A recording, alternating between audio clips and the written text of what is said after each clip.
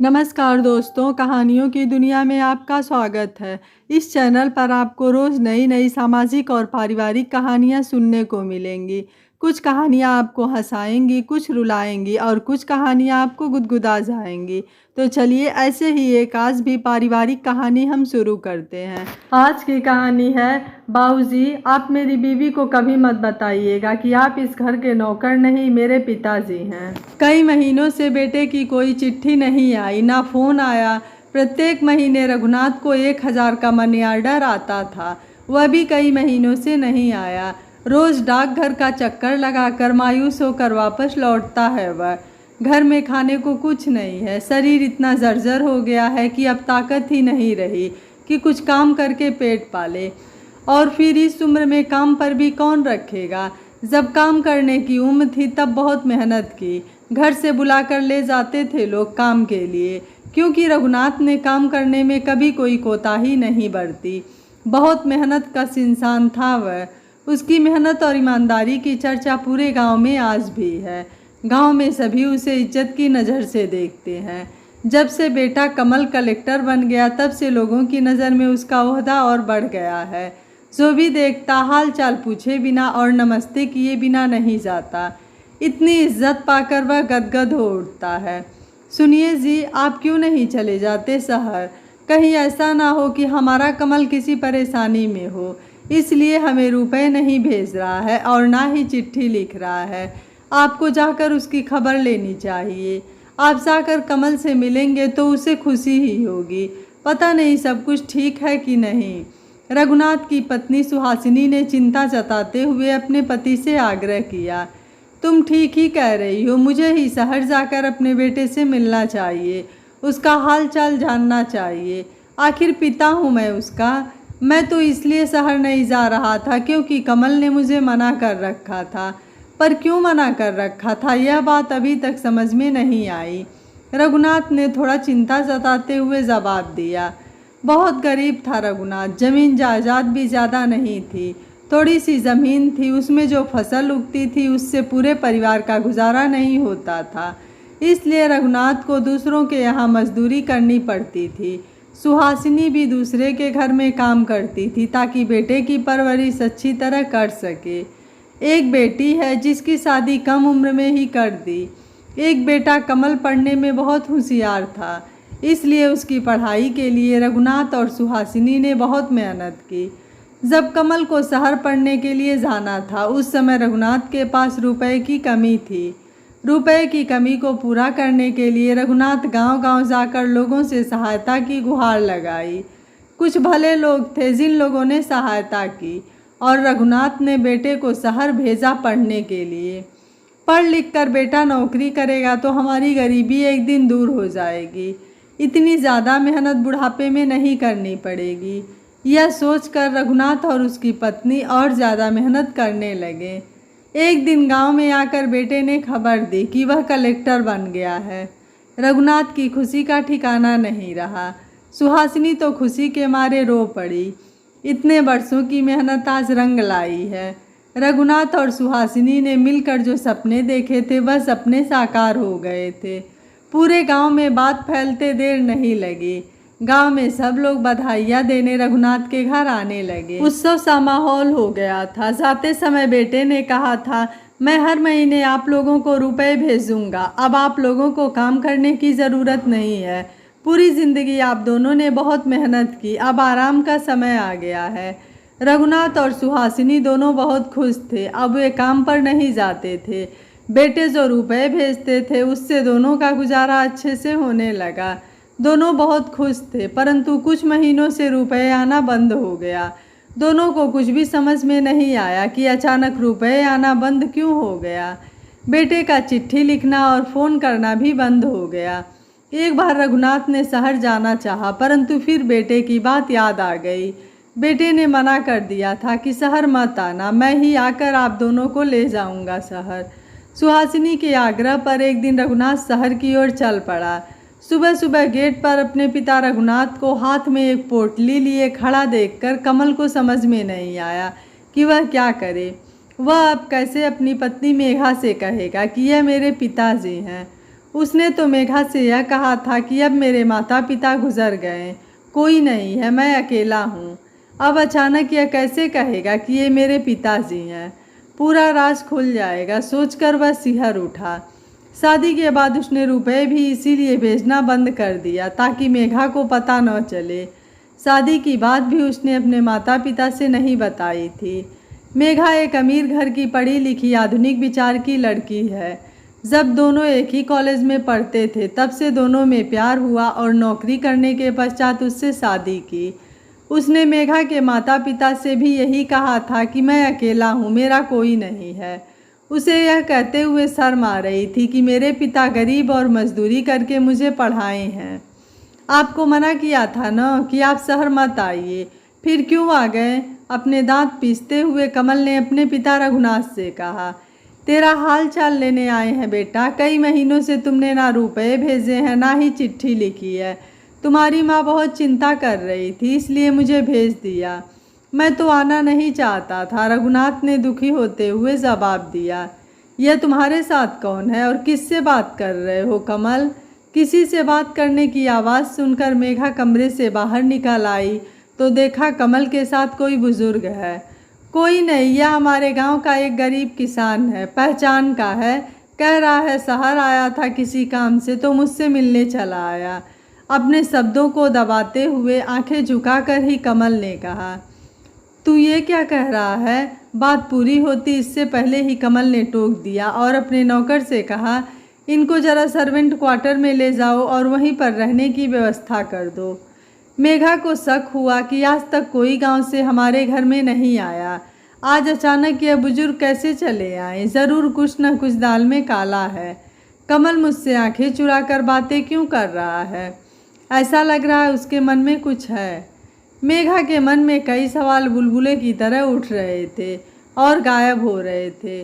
कमल के ऑफिस चले जाने के पश्चात वह अपनी जिज्ञासा को नहीं रोक पाई और स्वतः ही उसके कदम सर्वेंट क्वार्टर की ओर चल पड़े। उसने सर्वेंट क्वार्टर में जाकर देखा, वह बुजुर्ग बहुत उदास होकर चुपचाप बैठा हुआ है। मेघा को देखकर हड़बड़ी में उठकर खड़ा हो गया और कहा, आप इस घर की मालकिन हैं, साहब की पत्नी हैं? जी मैं उनकी पत्नी हूँ मेघा, पर आप कौन हैं? क्या नाम है आपका? कृपया मुझे बताएंगे? मेघा ने बड़े ही शालीनता से पूछा। मैं रघुनाथ चौधरी।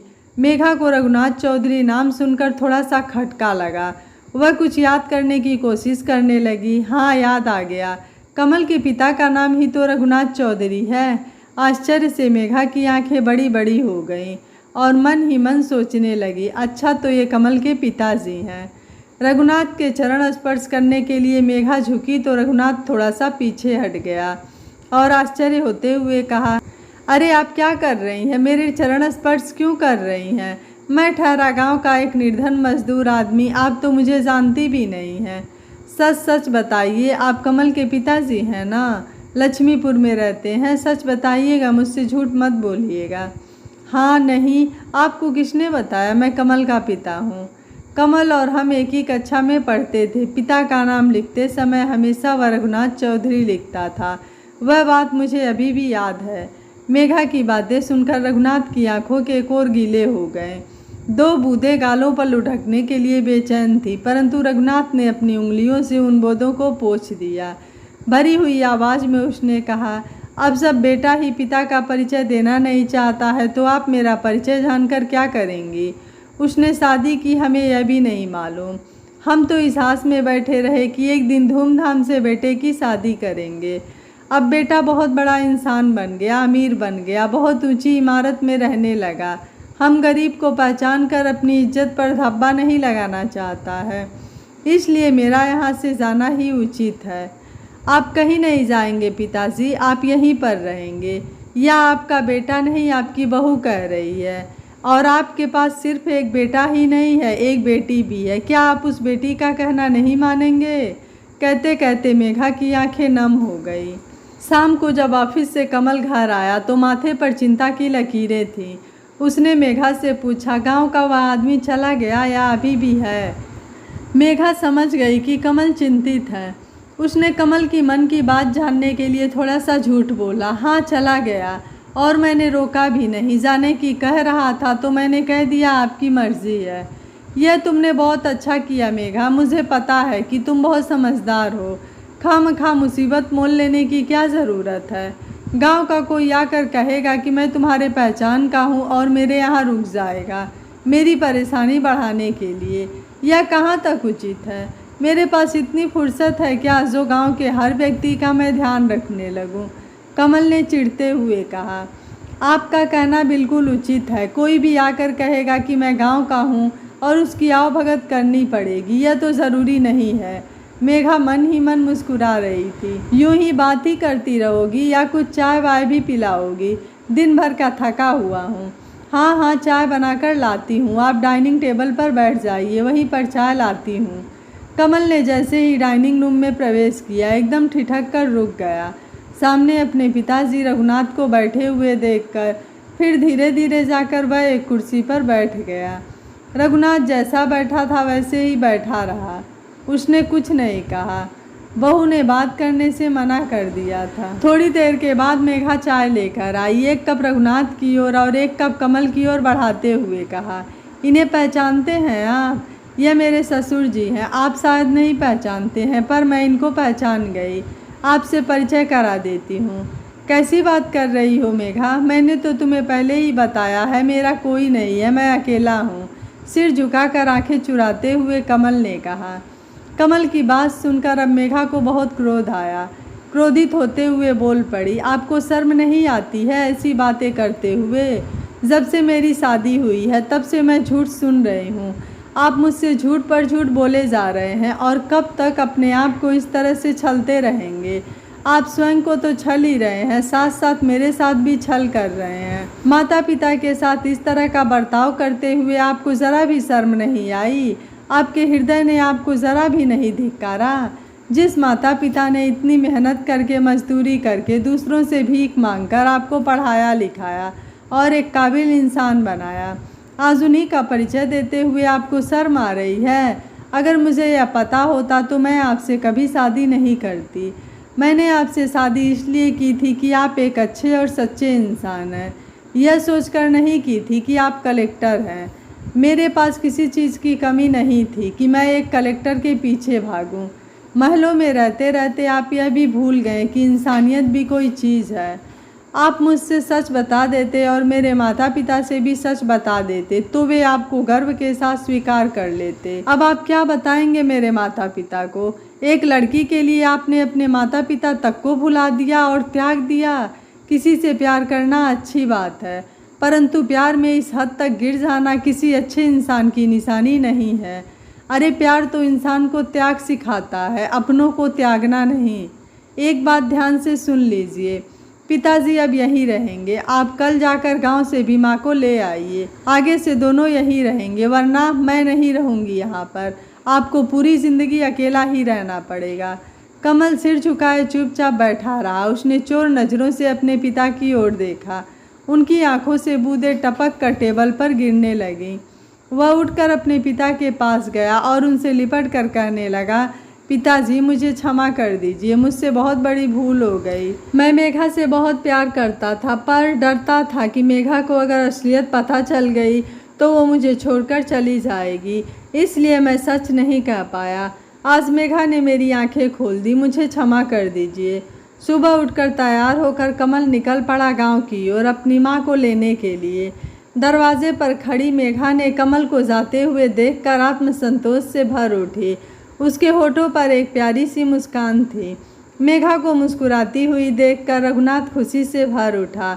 मन ही मन सोचने लगा, अपना तो पराया सा हो गया। आखिर पराई लड़की ने हाथ थाम लिया। कौन कहता है पराई लड़कियां बुरी होती हैं? अपनी सगी नहीं हो सकती। मेरे बेटे ने तो मुझे शर्मिंदा कर दिया, पर इस पराई लड़की ने मेरे बेटे को सही रास्ते पर लाकर मेरी परवरिश को शर्मसार होने से बचा लिया। मुझे गर्व है अपने बेटे की पसंद पर, जो मेघा जैसी लड़की को मेरे घर की बहू बनाई। शायद मैं दिया लेकर भी ढूंढता तो मेघा जैसी बहू नहीं ला पाता। आज मैं यह समझ चुका था कि ना सभी बेटे अच्छे होते हैं और ना ही सभी बहुएं बुरी होती हैं। कुछ बेटे भी बुरे होते हैं और कुछ बहुएं भी बुरी होती हैं। काश हर बहू मेघा जैसी हो, जो बेटों को भी अपनी गलती का एहसास करा दे और माता पिता को वृद्धाश्रम जाने से बचा ले। आपको मेघा का फैसला कैसा लगा, आप मुझे अपनी राय कमेंट बॉक्स में ज़रूर दीजिएगा। वीडियो पसंद आया है तो वीडियो को लाइक शेयर एंड चैनल को सब्सक्राइब कर लीजिएगा। Thank you for watching. मिलते हैं अगली कहानी में।